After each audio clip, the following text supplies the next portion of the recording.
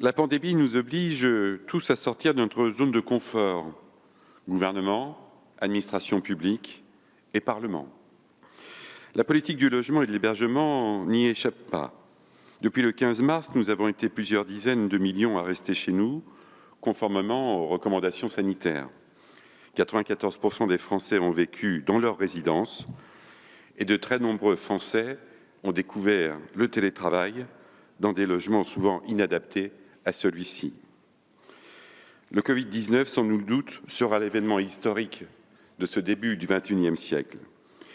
Ces semaines de confinement ont été aussi révélateurs des comportements des Français vis-à-vis de leur logement, mais aussi révélateurs des conditions difficiles d'habitat de certains et dans certains quartiers. Les quartiers populaires, notamment, ont fait que leurs habitants ont été victimes de la double peine, la peine de la pauvreté et la peine de l'hyperdensité. D'ailleurs, on peut s'interroger sur le modèle de demain et sur notre futur. Je ne suis pas sûr que l'hyperdensité soit l'Eldorado et le bonheur des Français. En tous les cas, nous les écoutons, il semblerait que la ruralité pourrait se saisir d'un peu quelque chose pour peu qu'on y trouve le très haut débit et une couverture téléphonique. D'ailleurs, le gouvernement est le seul véritablement à s'être saisi de ces deux sujets, non pas par les discours, mais par des actes. La fraternité est aussi une promesse républicaine, mes chers collègues, a fortiori lorsque les vies humaines sont menacées par le domaine sanitaire, par une crise sanitaire.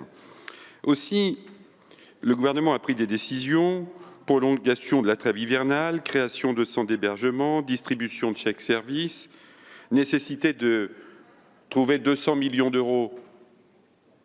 Le PLFR 3 les constate. Merci, Monsieur le Ministre. Le calcul contemporain des APL qui devait nous procurer une économie d'1,6 milliard a été repoussé aussi pour des raisons informatiques. Mais je voudrais dire à celles et ceux qui en avaient contesté le principe que le système de redistribution français a une vertu. Sa vertu, c'est de protéger et d'amortir les crises. Et je renvoie à leur conscience ces procureurs d'un jour qui se sont trompés parce que si nous avions mis la réforme en place, comme nous le disions, en cas de retournement de conjoncture, elle n'aurait pas provoqué des économies, mais accru les dépenses. C'est pour ça que je forme le vœu que cette réforme se mette en place le plus vite possible dans notre pays. Mais nous avions prévu donc 1,6 milliard d'économies, ce ne sera pas possible. Nous avons ajouté 200 millions, ça fait 1,8 milliard. Et peut-être que nous aurions d'autres dépenses supplémentaires si la contemporanéité des aides était mise en place. Mais je voudrais aussi attirer votre attention sur un sujet qui me touche, c'est celui du secteur de la construction. Parce que pour construire des logements, il faut des entreprises. Plus de 50 000 entreprises du bâtiment sont concernées aujourd'hui par le PGE.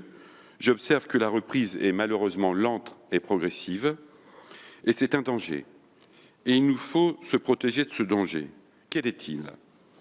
Dans le train de la crise économique et sociale qu'on nous annonce, et que l'on peut prévoir toutes et tous, va s'ajouter cette gangrène des affaires que l'on appelle la crise de confiance des investisseurs.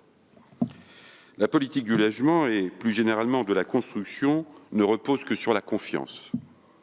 Alors comment faire pour amortir cette crise de confiance inévitable? Selon moi, 3 pistes doivent être explorées. D'abord, soutenir l'ANA, qui a parfaitement réussi l'année dernière et qui a rénové 155 000 logements et qui a dépassé ses objectifs, même si c'est insuffisant, pour faire écho aux propos de ma collègue tout à l'heure. Mais les moyens de l'ANA devront être augmentés. Ensuite, trouver un outil de substitution au dispositif Pinel, Monsieur le Ministre. La confiance la plus difficile à gagner est celle des particuliers. Leurs investissements vont cesser, comme à chaque crise. Beaucoup ont écrit tout le mal qu'ils pensaient de ce dispositif. Peut-être avons-nous l'occasion unique d'y mettre fin définitivement en privilégiant un soutien aux investissements dans les logements intermédiaires. Ce serait l'assurance du respect des plafonds de ressources, des plafonds de loyer et de s'assurer du respect des PLH de chaque territoire.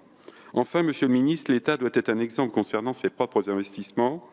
Il faut rompre, selon moi, définitivement avec la vision passéiste qui repose sur la doctrine du propriétaire occupant et lui substituer la doctrine moderne qui sépare l'occupant du propriétaire. Je pense qu'il faut privilégier des sociétés publiques qui pourraient acheter les biens de l'État, faire en sorte qu'elles les entretiennent et qu'elles soient alimentées par des fonds publics et non pas par des PPP. Monsieur Jolivet, il faut conclure. Ministre, je pense que les Français l'attendent de nous et n'hésitons pas à provoquer de la crise pour encore accroître la réforme du pays. Merci.